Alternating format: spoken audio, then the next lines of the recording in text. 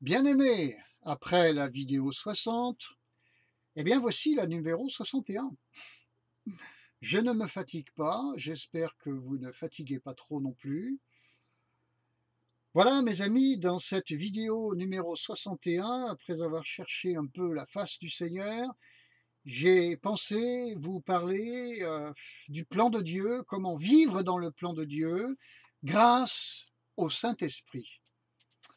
Il va s'agir, au bout d'un moment, dans le déroulement de mon exposé, d'un commentaire sur l'histoire de la naissance de Jésus pour voir justement, au travers de tous les éléments qui sont donnés, comment Dieu conduit chacune et chacun.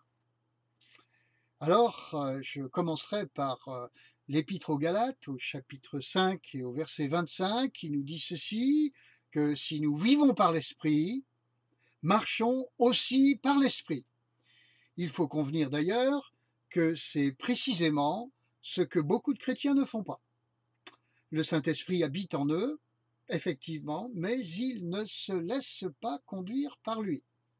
Ils ne marchent pas avec lui, pire, ils en ont peur.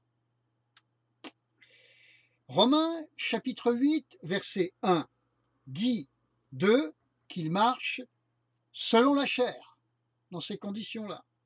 Le verset 5, toujours de Romains 8, nous dit qu'ils ont les tendances de la chair. Et le verset 9 nous dit qu'ils sont sous l'emprise de la chair. Ça fait lourd tout cela. À l'inverse de cela, amen, et fort heureusement, le chrétien peut marcher par l'esprit, en avoir les tendances, et même se trouver sous l'emprise de l'esprit. Saint-Esprit, je me remets sous ton emprise, au nom de Jésus-Christ. Règne sur moi. Romains chapitre 8, verset 8. Vous plaisez à Dieu, mes bien-aimés, si vous êtes sous l'emprise de l'Esprit, mais pas dans le cas contraire. Alors soyons réalistes et honnêtes. Seule une minorité de chrétiens a un rapport normal, vous m'entendez, un rapport normal avec le Saint-Esprit. Les déviances, hélas, sont nombreuses. Je n'en cite que quelques-unes. La théologie spécifique qui conduit à la méfiance envers le Saint-Esprit, donc à la peur, cette théologie fait des ravages dans le corps de Christ. De nombreux chrétiens, je le rappelle, ont peur du Saint-Esprit. Autre déviance, l'habitude de rechercher la volonté de Dieu plutôt que lui-même conduit dans des impasses et dans la confusion. Permettez-moi de vous rappeler que Babylone signifie confusion et qu'ainsi le climat de Babylone, il n'y a quelquefois pas besoin d'aller très loin pour le trouver. Il suffit de vous regarder dans la glace. Autre déviance, l'écoute de nous-mêmes, notre intérêt personnel, la place qu'on recherche. Quelle est ma place? Quelle est ma place dans la vie? Quelle est ma place dans l'Église? Je ne trouve pas ma place dans l'Église. Le centrage sur soi, cet évangile du XXIe siècle qui prétend que nous pouvons rencontrer Dieu à l'intérieur de soi. Au prétexte que le Saint-Esprit nous habitant, nous allons donc l'y découvrir dans notre être intérieur.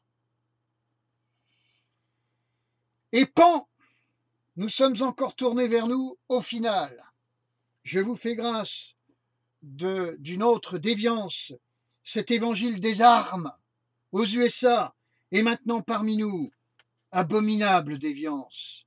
Vous pouvez imaginer Jésus avec la parole de Dieu dans une main et une kalachnikov dans l'autre? Ainsi, trop souvent, les bergers sont infidèles et les prophètes sont faux. Jérémie 23, c'est là où il en est parlé. Verset 17. Les bergers sont infidèles, les prophètes sont faux, parce qu'ils suivent l'obstination de leur cœur et conseillent aux autres d'en faire autant. Jérémie 23, 18, le verset suivant. Au lieu d'assister au conseil de l'Éternel, ils n'assistent pas au conseil de l'Éternel. pour voir et écouter sa parole. Ils ne font pas attention à sa parole. Ils ne l'entendent pas. C'est comme ça qu'ils suivent l'obstination de leur cœur. Ainsi, marcher avec le Saint-Esprit, mes amis, c'est aller à sa rencontre en nous? Mais non. Plutôt, c'est écouter la parole de Dieu en se plaçant par la foi sous l'onction du Saint-Esprit. Dans le cas contraire, nous confirmerons la parole de Satan qui avait dit à Adam et Ève, vous serez comme des dieux. Genèse, chapitre 3, verset 5. C'est-à-dire comme des anges déchus, ou encore des démons.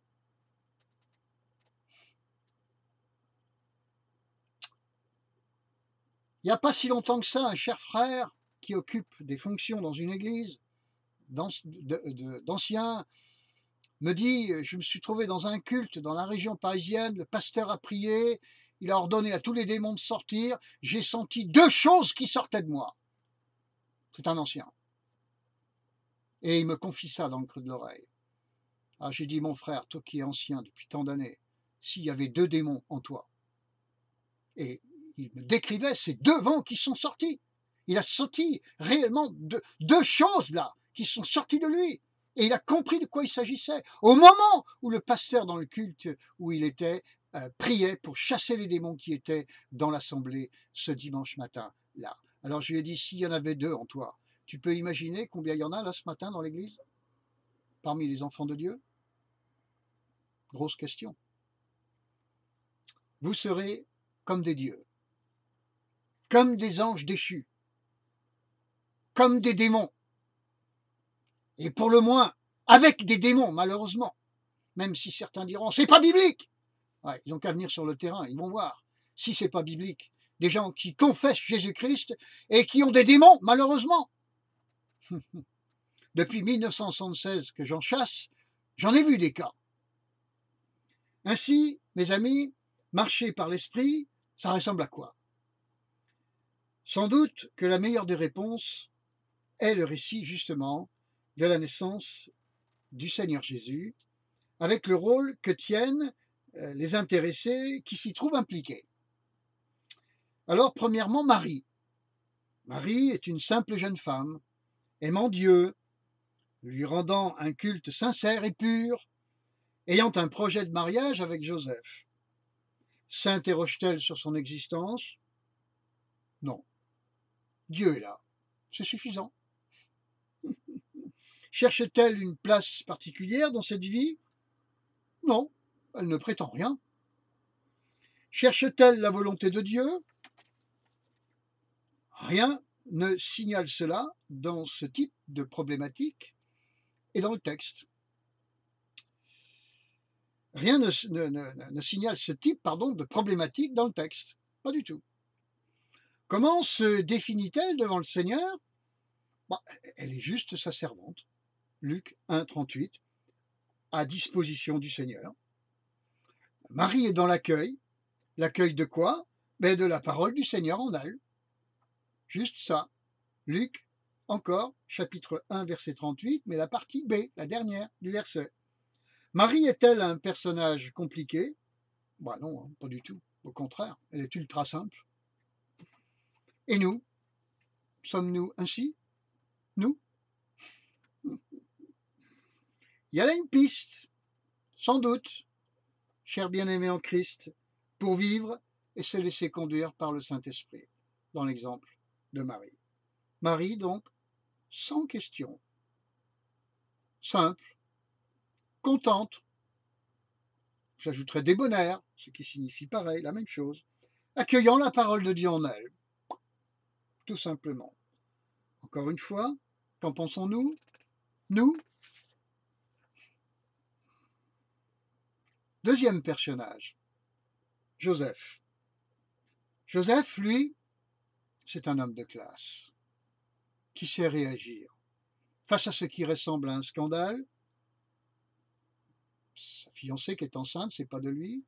Face à ce qui ressemble à un scandale, sans faire de scandale. Joseph est comme tout le monde, néanmoins. Il a des émotions, oui, mais lui, il les maîtrise. Non par la colère. Il met son honneur au contraire à passer sur une offense. Proverbe 19, 11. Lui aussi accueille la parole de Dieu en lui. C'est un homme paisible, lui aussi, simple, lui aussi, non agité, comme Marie. Sans doute, il sait ce que c'est que l'expérience de Romains 8, verset 9. Je rappelle, non pas sous l'emprise de la chair, mais sous celle de l'esprit. Saint-Esprit, je me remets sous ton emprise, au nom de Jésus-Christ, aujourd'hui et Amen. Joseph n'est donc pas un homme à mettre les pieds dans le plat pour déclencher une crise, au risque de blesser je ne sais combien de personnes. Ce n'est pas cet homme-là, c'en est un autre. Quel exemple! Troisième personnage, Hérode. Là, on change de registre. Hérode, dont le nom signifie la gloire de la peau. Comme tous les puissants, Hérode n'aime pas la concurrence concernant le pouvoir. Ben oui, bien sûr.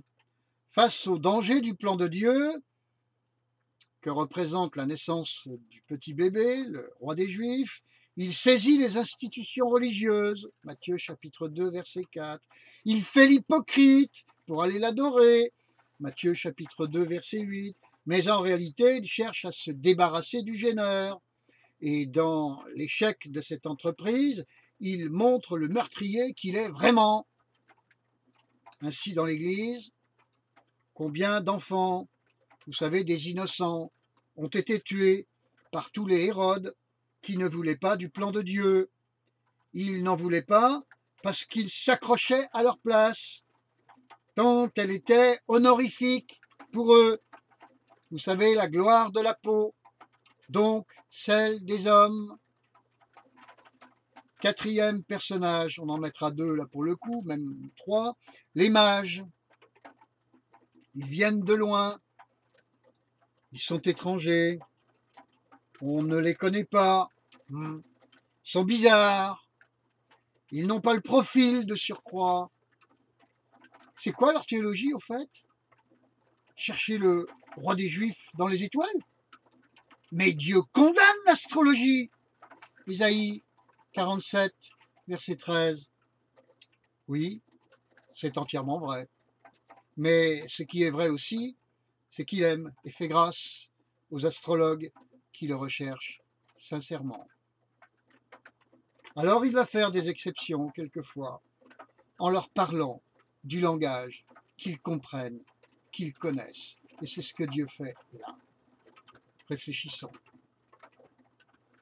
Et les inconnus, très bizarres, vont venir adorer le roi des Juifs, mais pas les bien connus des institutions. En ce moment, il pleut, exceptionnellement, en Bretagne. Peut-être ces derniers ne voulaient-ils pas contrarier Hérode. Vous savez, c'est bien connu des institutions. Et ils se sont montrés sages, dira-t-on, mais de la sagesse de l'Esprit de Dieu. Cinquième personnage, Dieu lui-même. Eh bien, il avertit toujours ses serviteurs, les prophètes. On voit cette belle parole, autant que juste, dans le livre du prophète Amos, au chapitre 3 et au verset 7. Pas besoin de se poser 1000 questions, mes amis.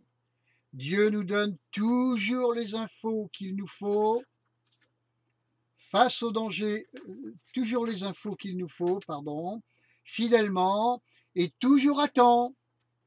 Pas besoin d'entrer dans le jeûne et la prière pour lui soutirer les infos que l'on veut.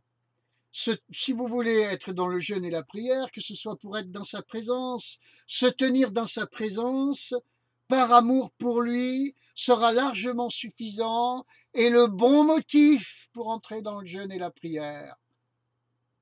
Mais pas ces motifs intéressés, aussi spirituels qu'ils ont l'air d'être. Dieu avertit Marie à temps de ce qui la concerne. Luc chapitre 1 versets 26 à 33. Et dans les détails, Luc 1, 35, au fait. Concernant ces détails de ce verset, êtes-vous prêts, bien-aimés, à vous laisser pénétrer par la puissance du Très-Haut? Ou peut-être votre théologie vous a bien appris à en avoir la trouille de la puissance du Très-Haut? Dieu avertit Joseph également, et aussi dans la conduite à tenir. Matthieu 1, versets 20 à 23. Matthieu 2, versets 13 et 19 également. C'est-à-dire trois fois dans le cas de Joseph, Dieu l'avertit. Pas se plaindre quand même. Dieu avertit même les mages. Matthieu 2, verset 12. Et Dieu embrouille Hérode. Amen. Dieu va embrouiller nos ennemis. Je le confesse. Confessez-le donc. Au lieu d'avoir la trouille, nous pouvons nous reposer, bien-aimés, dans la présence paisible du Seigneur, notre Père. Donc, il fait tout. Il n'oublie rien. Il n'est jamais en retard. Il pourvoit à tout sans cesse. Marcher par l'Esprit, c'est savoir cela. Et ainsi vivre dans la foi paisible, qu'il est avec nous chaque jour, comme un bon berger qui veille sur le troupeau. Cessons donc, bien-aimés, cette spiritualité agitée, faussement spirituelle, qui veut savoir, en réalité, qui veut contrôler, qui finalement se trouve être bourré d'incrédulité. Soyons tranquilles. Ça changera le climat des églises, par exemple, qui ressemble trop souvent à un rassemblement d'énervés, il faut le dire, d'agités. Acceptons, en définitive, et là je reviens sur ma vidéo précédente, la numéro 60, acceptons Smyrne pour aller à Philadelphie. Enfin, ce sera assurément la meilleure façon de préparer son retour. Nous aurons le cœur léger pour dire avec le Saint-Esprit, Amen, oui, viens bientôt, Seigneur Jésus. Et lui de répondre, Amen, oui, je viens bientôt. Nous serons des vierges sages, aux lampes pleines d'huile, et non les folles qui ont raté le ciel. Ah, nous irons tous au ciel. Oui, mais qu'est-ce qu'on fait des vierges folles? Difficile à gérer ça. Hein. Alors voilà le chemin pour être des vierges sages, bien-aimées. Se laisser conduire par le Saint-Esprit pour entrer dans le plan de Dieu.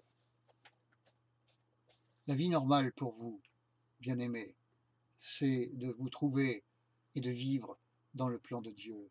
Mais tenez-vous tout simplement près du Seigneur, par amour pour lui, dans sa présence, et ne vous inquiétez pas du reste, mais vraiment pas, je vous en supplie, toutes les informations dont vous aurez besoin de la part du Seigneur vous seront données en temps voulu, sous la forme parfaite, absolument adaptée à la configuration de votre personnalité. Dieu pense à tout, Dieu est tout, Dieu est parfait, Dieu est votre Père, il est le bon berger, il vous conduit dans les verts pâturages.